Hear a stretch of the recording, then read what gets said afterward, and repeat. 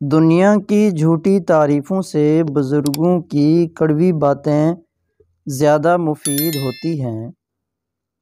جسم خوشبو میں کیوں نہ ہو، جب اس پر موت آتی ہے تو اس میں بدبو پیدا ہو جاتی ہے۔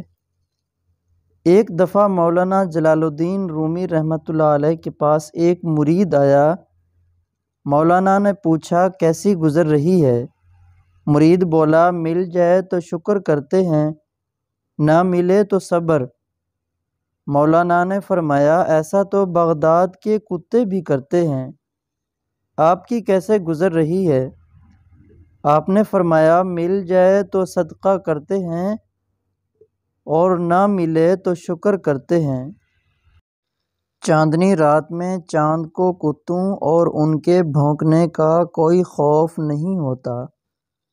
کتا اپنا کام کر رہے ہیں اور چاند اپنی روشنی بکھیر کر اپنا کام کر رہا ہے۔ سکھ اور مسرت ایسے عطر ہیں جنہیں جتنا زیادہ آپ دوسروں پر چھڑکیں گے اتنی ہی زیادہ خوشبو آپ کے اندر سے آئے گی۔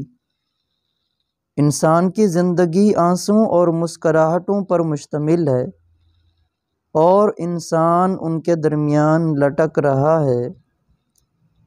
اگر جذبہ ہی ناکامی کا ہو تو کامیابی کبھی بھی حاصل نہیں ہوتی۔ معاشرے میں دو قسم کے لوگ ہیں، ستانے والے اور ستائے ہوئے۔